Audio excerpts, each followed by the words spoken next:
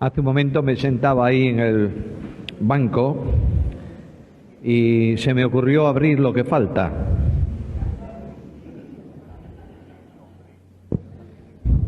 Y me he llevado un tremendo disgusto,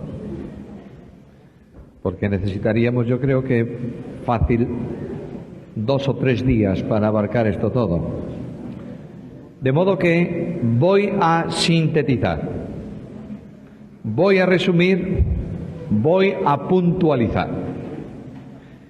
Hemos concluido con la tentación del Señor, el inicio de su ministerio, Cristo el predicador del Evangelio, y quiero hablar rápidamente estoy en la página 58, voy a mencionar de vez en cuando la página, no os agobiéis demasiado en seguirme porque no vais a poder. De modo que simplemente prestad un poco de atención a lo que estoy diciendo y nada más. Cuando haya que hacer rectificaciones que hay que hacer, lamentablemente me he equivocado en algunos datos ahí, hay que coger un bolígrafo, tomar un bolígrafo y rectificar ahí unas cuantas cosas. Muy bien. Jesús, como maestro, tuvo discípulos. Él vino, entre otras cosas, para enseñar. No para enseñar teología, para enseñar vida. Cristo vino para revelar el reino de los cielos en una dimensión tan real que podamos seguir sus pisadas, dice el apóstol Pedro. Por tanto, una de las cosas que él quiso fue preparar gente para continuar luego el ministerio.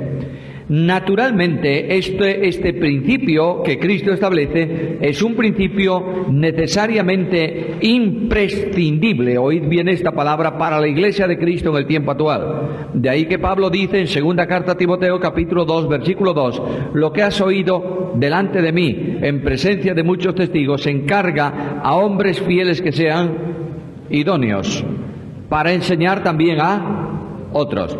Cuando una iglesia no es enseñada en la palabra, los creyentes de la iglesia se convierten en infantiles, en niños en Cristo, que son fácilmente llevables de aquí para allá. ¿Por qué? Por todo viento de doctrina. No consiste, por favor, en alimentar a hombres con galletas.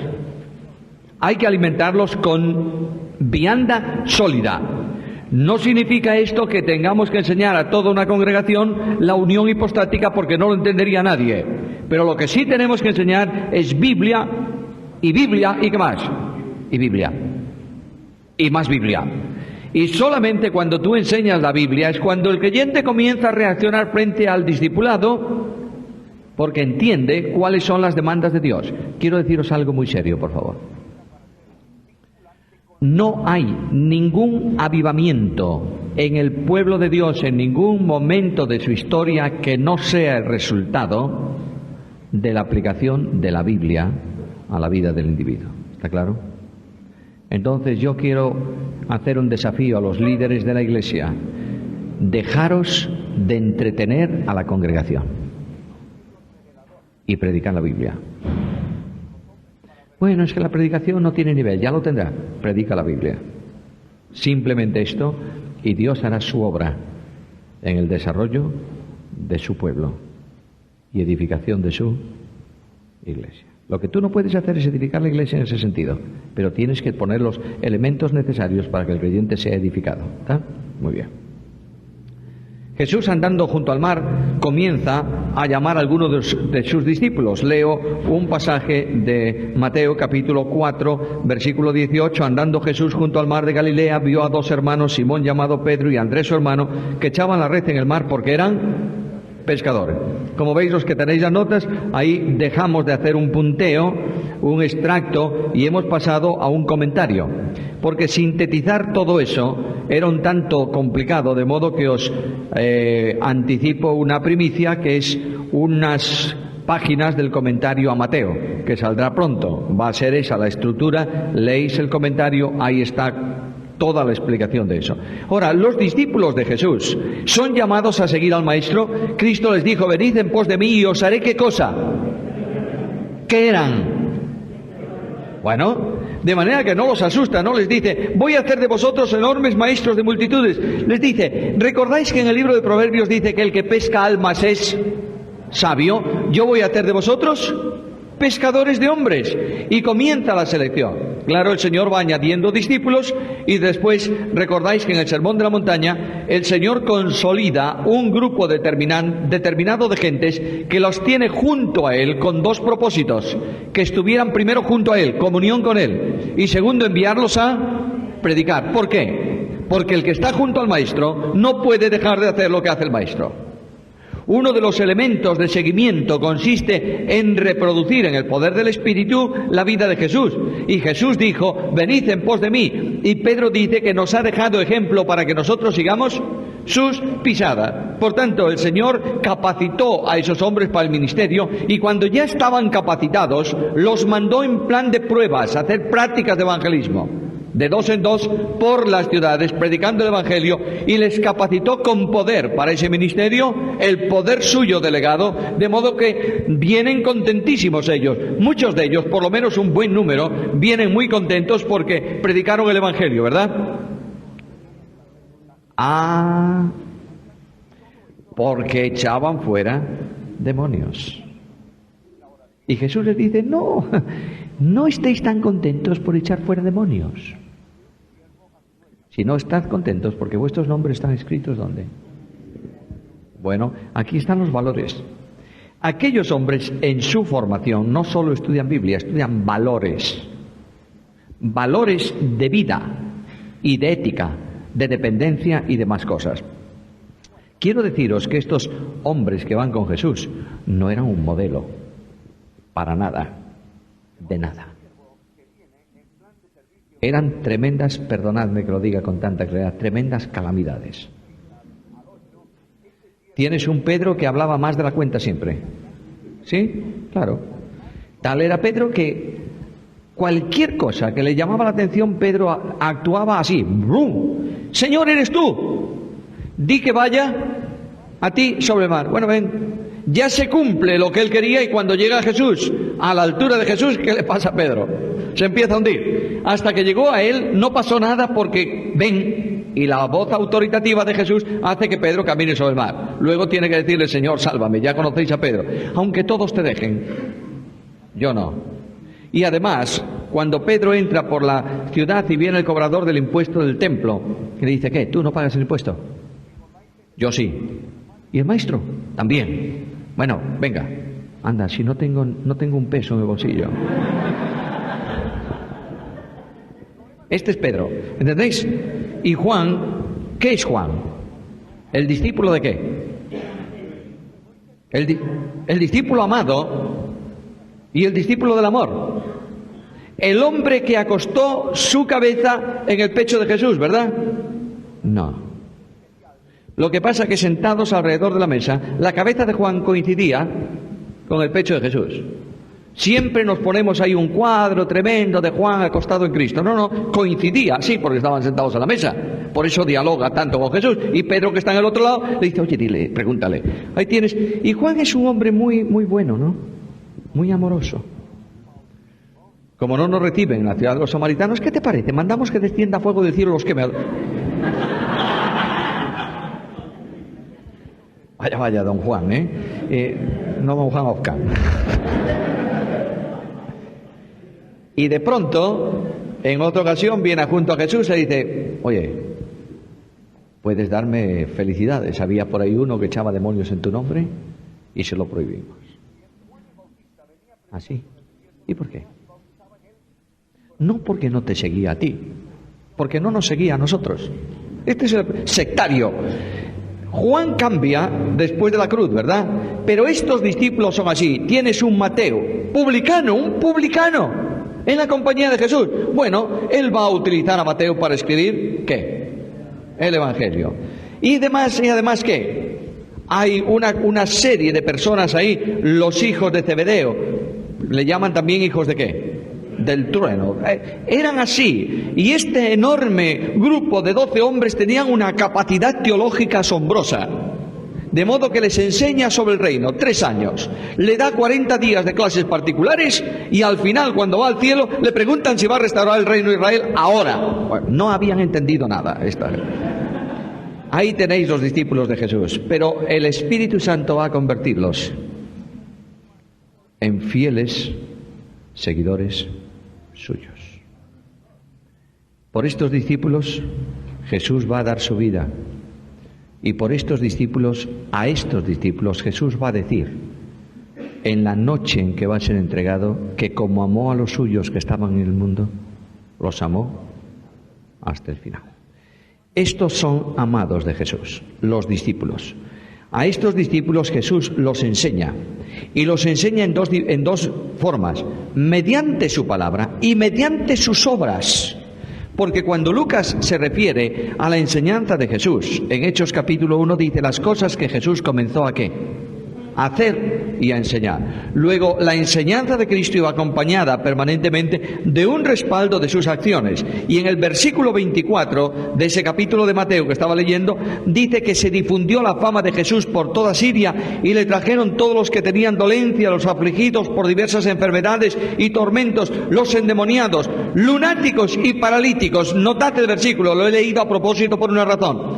Hay tres distinciones ahí. ¿En cuanto a qué? A enfermedades.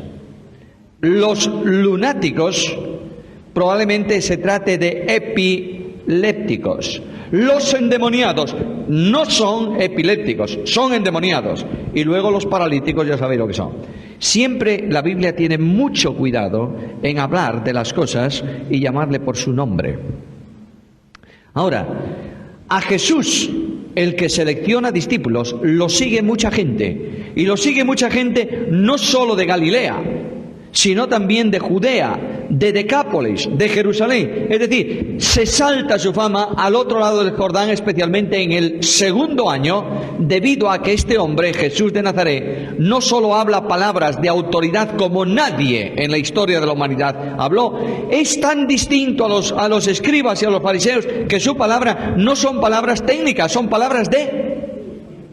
Y algo más. Les hablaba como quien tiene es decir, poder. Son palabras de poder que no dejan nunca a la gente impasible. Hay siempre una reacción. De algunos, como Pedro, tú tienes palabras de vida eterna. De otros, aquellos a quienes molesta Jesús, palabras de rechazo, de repudio, de reprensión y de muerte. Este es Jesús. Jesús es el controvertido número uno de la historia. Antes y ahora. Nadie puede pasar desapercibido al lado de Jesús. Y mucho menos, nadie pasa desapercibido siguiendo a Jesús. ¿Lo entiendes? Jesús y los discípulos. Luego tenemos otro aspecto de la vida de Cristo. Estamos ahora en la página 6-7, que son las etapas ministeriales de la vida de Cristo. Se pueden agrupar así de sencillo, luego hay muchas divisiones, aquí hay unas cuantas, pero podemos sintetizarlas así.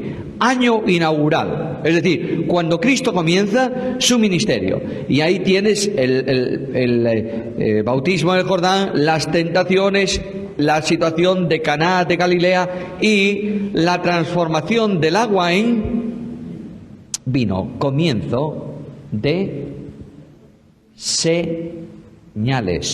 Notad que Juan no llama a Jesús milagros nunca.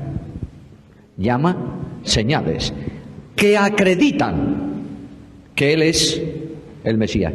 Tiene mucho interés Juan en esto, fijaros. Este principio de señales hizo Jesús. Nicodemo, que ve, que conoce señales, viene a Jesús reconociéndolo como el Mesías. Porque las señales que tú haces no es posible que sean hechas si no fuese Dios con él. No solamente él se llama Emmanuel, Dios con nosotros. Nicodemo reconoce que Dios está con, es decir, está manifestándose por medio de él. Año de inaugural. Año segundo de su ministerio es el conocido también como el año de la popularidad. Es aplaudido por todas las multitudes, corren detrás de él, y ahí comienza, a final del primer año y a comienzos especial del segundo año, comienza la guerra impresionante de los escribas y de los fariseos, especialmente de la capital, donde está centralizado todo, contra el ministerio de Jesús. Y es en el segundo año donde los fariseos, saduceos, herodianos y escribas lo sentencian a muerte. Comienzan a buscar cómo, hay que matarlo. Esto no puede seguir. Hay que sacar a Jesús de medio. Luego viene el tercer año, que es el año de la oposición. Ya eso es una guerra abierta contra Jesús. Y en esa guerra abierta contra Jesús se va a producir un enorme y gravísimo juicio de Jesús sobre la nación. Juan capítulo 12. Endurecimiento judicial. De modo que dice textualmente Juan que por eso no podían creer. Dios hace elección confirmativa o confirma la elección para condenación de aquellos que rechazan a Cristo. A lo largo de la historia. En Romanos leemos que Dios endureció el corazón ¿de quién? De Faraón. No es que Dios haya escogido a Faraón para endurecerlo, es que confirma lo que Faraón hizo. Tú lees la historia de Faraón y ves que permanentemente se lee endureció su corazón, endureció 2, 4, 5, 6. Y luego lees y Jehová endureció el corazón de Faraón. Durante mucho tiempo aquel pueblo recibió el ministerio, la enseñanza de Jesús, vio los milagros de Jesús e inducidos por los fariseos y los escribas pensaron que Jesús era un endemoniado o alguien que hizo pacto con el demonio. Y Dios sentenció judicialmente ese pueblo. Por tanto, se salva el remanente escogido por gracia. Desde entonces y también en el tiempo actual. El año de la oposición concluye con ¿qué? La muerte del rey. Ahora, Jesús es maestro. Jesús tiene un ministerio itinerante que se va completando. Pero Jesús es el Dios de los milagros. Una de las cosas más impactantes es la actividad pública de Jesús, que se concentraba en hacer y enseñar. Y una de las cosas que él hizo, ¿qué fue? Milagros. Las acciones portentosas de Jesús se dividen, se expresan, se llaman en el Nuevo Testamento portentos, potencias y señales. Mirad un texto, Hechos capítulo 2, versículo 22. Leemos eso, por favor. Hechos 2:22. Jesús Nazareno fue un varón acreditado. Cuando tú vas a hacer un trabajo por ahí oficial, sobre todo, tú llevas una acreditación y la presentas. Estoy acreditado. Viene la compañía telefónica, no sé si puedo mencionar eso aquí o no. Viene la compañía telefónica que tiene un teléfono medio averiado durante 3 días y no vino aún, pero bueno, eso es una cosa accidental. Pero viene una persona de la compañía, al menos en España, ¿y qué trae? Una credencial. Viene ACRE. Esta acreditación del Mesías procede de Dios y la acreditación suya está establecida mediante portentos, térata. Esas señales que asombran, que no son posibles en el campo de lo natural, sino de lo sobrenatural. Luego viene haciendo potencias, es decir, acciones potenciales, dinames. De ahí viene 2 palabras en castellano, dinamita y dinamo. El poder de Dios no es siempre dinamita. ¿Tú sabes la diferencia que hay entre dinamita y dinamo? La dinamita es ¡pum! Y terminó. La potencia instantánea y se acabó. La dinamo es una potencia permanente. Tú pones la dinamo de una bicicleta en marcha, le das a los pedales y va produciendo permanentemente poder en luz. Dios es más, Jesús en su ministerio es más dinamo que dinamita. Aunque indudablemente es dinamita, pero el poder de Dios es permanente en Cristo y se comunica a todo aquel que está en comunión con Cristo, ¿verdad? Muy bien. Y además dice que también por medio de señales, semeia, es decir, signos distintivos que no dejan duda a lo que está ocurriendo. Aquí tienes las credenciales del hacedor de milagros, el Hijo de Dios. Y los milagros de Jesús solo son posibles por medio de Jesús. Por tanto, solo los milagros de Jesús, operados por Él o en su nombre posterior, son los milagros auténticos. Cuando hablamos de milagros del Antiguo Testamento, estamos hablando de lo mismo. Los profetas hacen milagros en el nombre de Dios. Jesús manifiesta que es el Hijo de Dios porque opera milagros. Pero algo muy importante, los milagros y el reino de Dios son inseparables. Mirad Lucas capítulo 11, versículo 20. ¿Qué dice? Lucas 11, 20.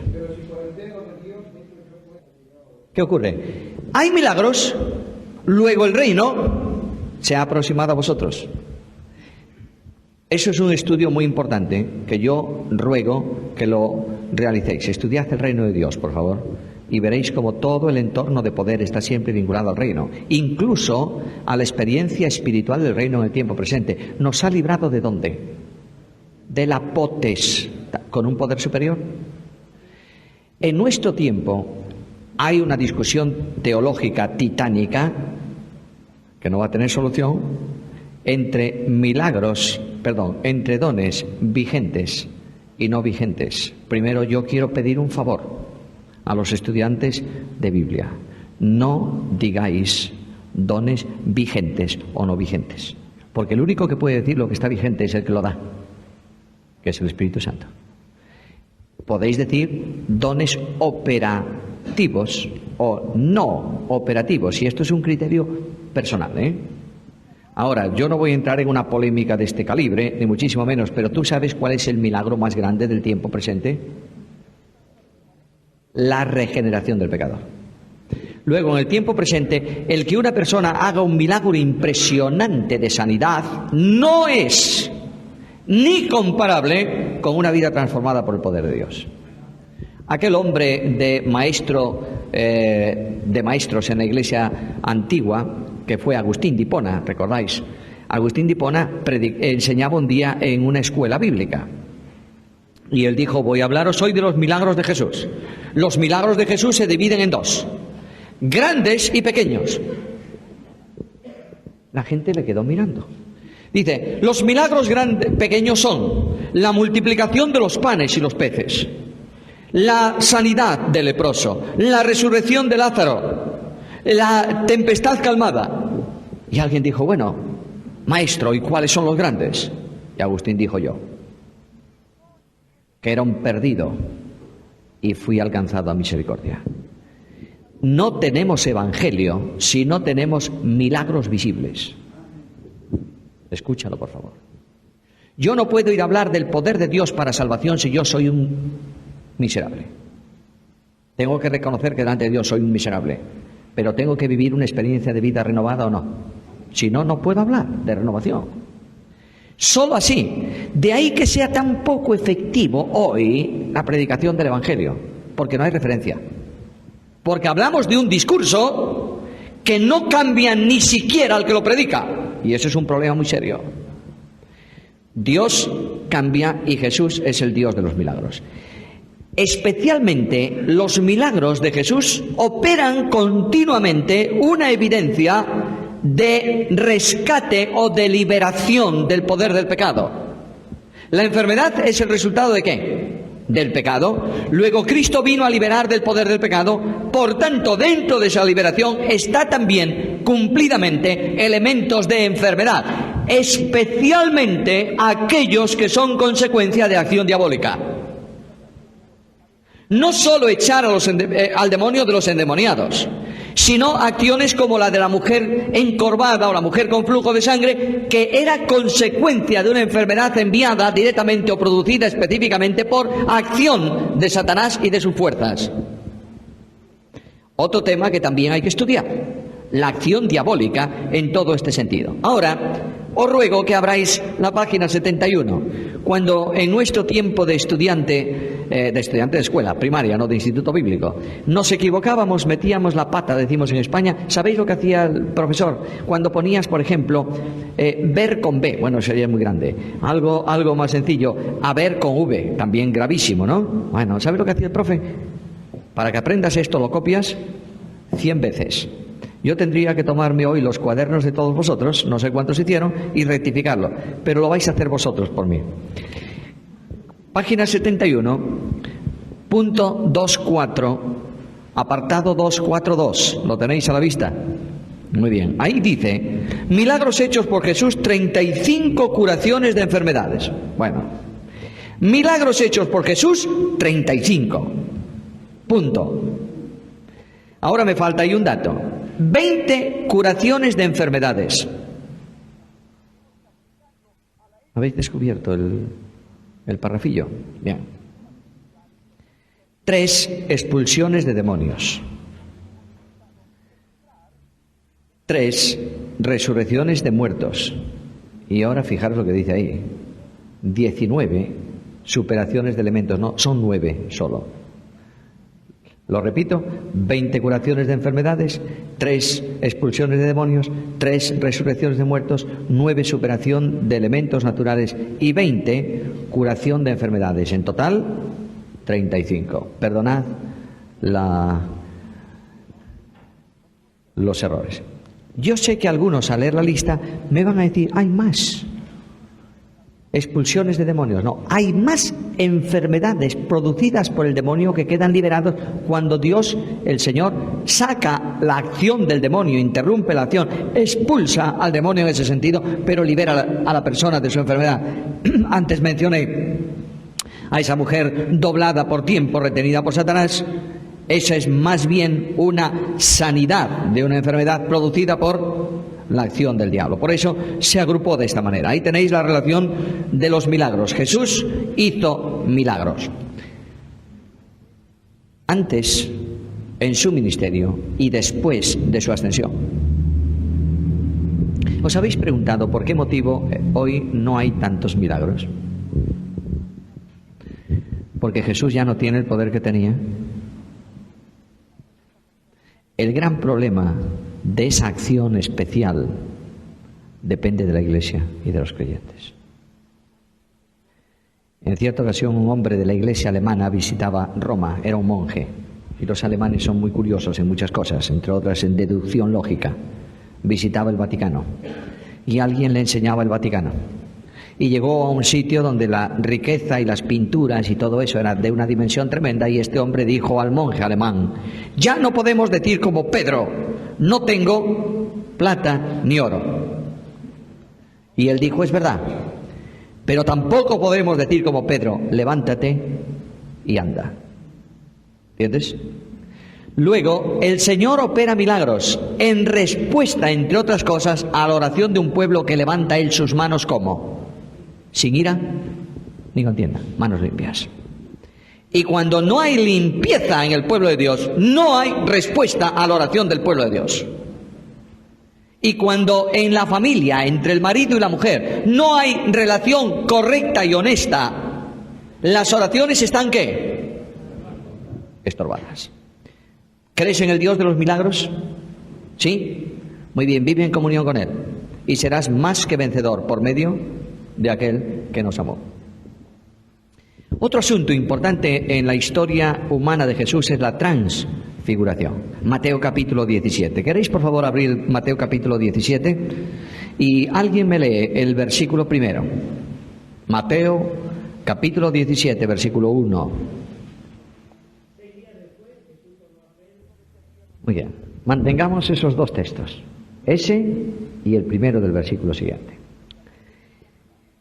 Jesús fue cuestionado permanentemente en relación con quién era Él, hasta tal punto que Juan un día desde la prisión mandó a discípulos suyos, ¿para qué?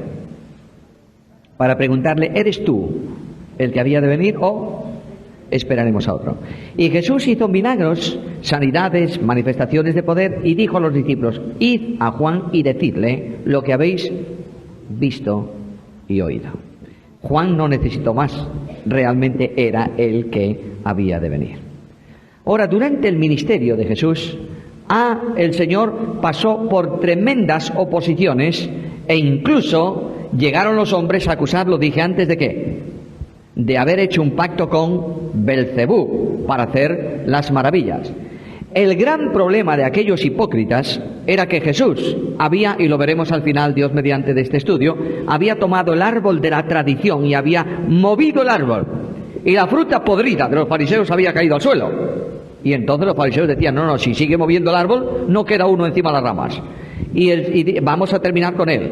De manera que este Jesús cuestionado, está siendo cuestionado específicamente también en cuanto al reino. ¿Tú crees que este es el rey? Si el Mesías viene para hacer maravillas, prodigios, no solo sanar enfermos, sino para instituir el reino, ¿dónde está el rey? ¿Dónde está? La razón por la que Mateo escribe el Evangelio es esta: responder a la pregunta, ¿dónde está el reino si Jesús es el rey? Y Mateo responde a esa pregunta a través del Evangelio. Una de las cosas es que en medio de esto Jesús dice algo muy importante: el Hijo del Hombre vendrá en la gloria de su Padre con sus ángeles, cada uno recibirá conforme a sus obras. De cierto os digo que hay algunos de los que están aquí que no gustarán la muerte hasta que hayan visto al Hijo del Hombre viniendo en su reino, o como dicen los paralelos, hasta que no hayan visto al reino de Dios viniendo con poder. Y claro, la división de los pasajes, de los versículos, no es inspirada, ¿verdad? No, hay solamente una cosa inspirada, que es el primer original escrito por el autor seleccionado por el Espíritu. No hay más inspirados. Esta es una traducción y los versículos son fantásticos para poder buscar y seleccionar, y han sido hechos con mucha lógica, pero aquí no hay mucha lógica. Porque la respuesta al problema del versículo 28 obedece a un punto final y a la apertura de otro capítulo. Jesús dijo, hay algunos que no verán la muerte hasta que hayan visto el reino de Dios viniendo con poder. Y 8 días después tomó a 3 de aquellos, ¿y qué hizo? Subió con ellos ¿a dónde? A un monte alto, y allí se transfiguró. La transfiguración es esencialmente una revelación a 3 de los discípulos de quién era Él. No solo era creíble como Mesías por las señales, sino porque va a manifestar la gloria de su majestad. Ahora, en el monte de la transfiguración se produce la transfiguración, como sé que conocéis la historia. No voy a entrar tanto en el análisis histórico, sino en el análisis teológico de la transfiguración. La transfiguración fue una necesidad por 3 razones. Primeramente, hay una razón teoantropológica, es decir, demostrar que aquel hombre es también Dios, y para eso Cristo se transfiguró. Ahora la pregunta es esta: ¿fue una transfiguración o fue una transformación? Transformar significa manifestarse de otra forma. Transfigurarse es manifestarse en otro aspecto. La transfiguración es una transformación y una transfiguración. Jesús se va a manifestar de otra forma. ¿Cómo se había manifestado a los hombres? ¿Como un qué? Como un hombre, y de pronto va a manifestarse en un instante, va a abrir una revelación de otra forma que Él tiene porque es Dios, ¿no es esto? Rodeado de gloria. Al mismo tiempo va a ser una transfiguración porque se va a manifestar en otro aspecto. Muy bien. En segundo lugar, la transfiguración es necesaria en razón de necesidad teológica. Es decir, vamos a manifestar, Cristo va a manifestar la gloria de su deidad. Cristo no es hombre solo, Cristo es Dios manifestado en carne. Y finalmente va a ser una necesidad escatológica, porque va a presentar a los 3 discípulos la manifestación, el ejemplo, el modelo, el tipo del reino de Dios viniendo con poder. Mirad ahora de esta manera la transfiguración. En primer lugar, aquel Jesús de Nazaret, que es un hombre entre los hombres y que se manifiesta como tal, la naturaleza humana cubre permanentemente la gloria de su deidad. ¿Es así? No podría Dios venir en gloria para dialogar con los hombres. ¿Qué pasaría? Pues los hombres espantados se alejarían de Dios. Dios viene como siervo en la persona de su Hijo mediante su humanidad, y la humanidad, yo lo suelo decir muchas veces, es el mandilón de trabajo del Verbo de Dios en su condición de siervo. Cuando tú vas a poner a reparar un automóvil, no te pones a reparar el automóvil con tu traje del domingo, tu corbata y tu camisa, te pones una funda. Lo que tú tienes por debajo te lo cubre ¿qué? La funda que te has puesto por encima. En la transfiguración, el Hijo de Dios corrió un poco la cremallera de esa funda y cuando abrió la funda, ¿qué pasó? Salió la gloria de la deidad que estaba cubierta por la humanidad. Y aquellos hombres vieron que Jesús es glorioso, ¿verdad?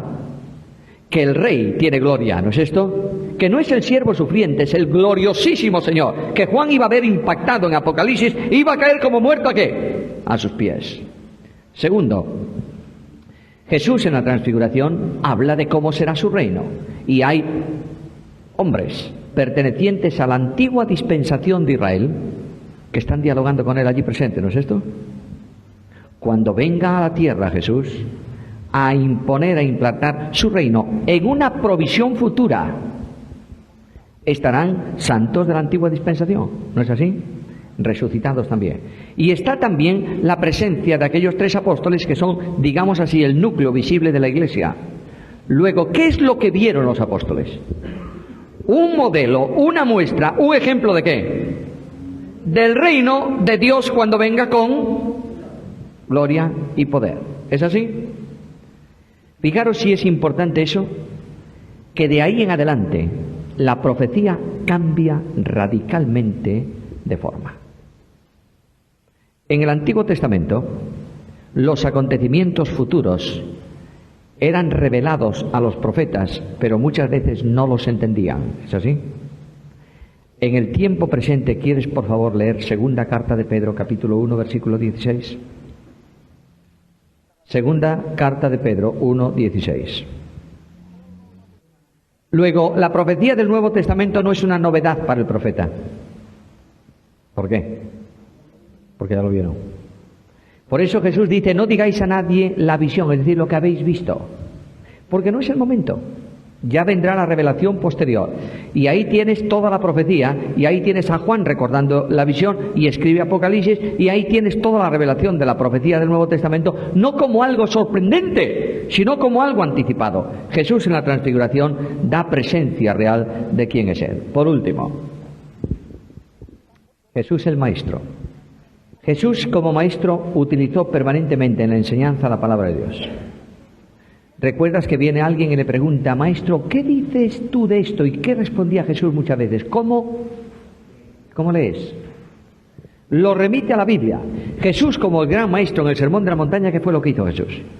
Decirle, miren ustedes están acostumbrados a oír esta explicación de los mandamientos, pero yo quiero darles a ustedes la explicación real de esos mandamientos.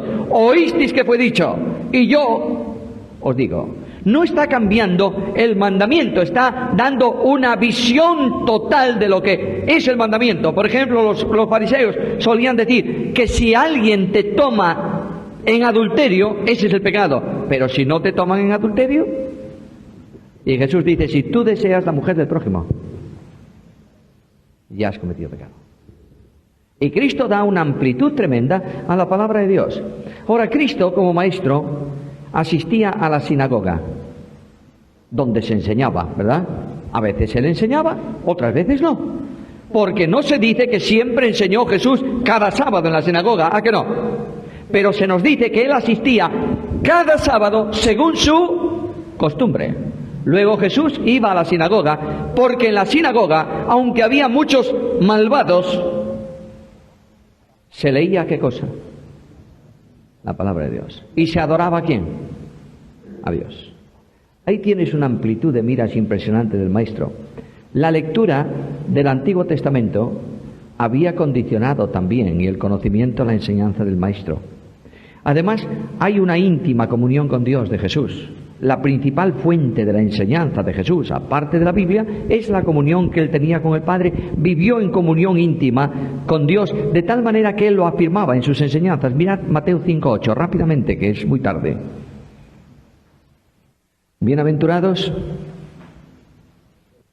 Claro, tened mucho cuidado con el versículo, porque hay algunos que dicen que, apoyándose también en Hebreos, que solo los que viven en santidad verán al Señor. Dicen algo muy curioso, que algunos de la iglesia en el cielo veremos al Señor y otros estaremos en el cielo, pero no veremos al Señor. Lo que está diciendo aquí el texto es muy sencillo. Tú quieres estar en comunión con Dios, que estés viendo a Dios y que Él te vea a ti, tienes que tener ¿qué? Corazón limpio. Y entonces en esa comunión estás en el camino de Dios y Dios está mirando. Le dijo a Abraham, anda delante de mí. Yo te estoy viendo, anda delante de mí. Y sé sabio. Dice el texto bíblico, Enoc caminó con Dios a su lado en el camino de Dios.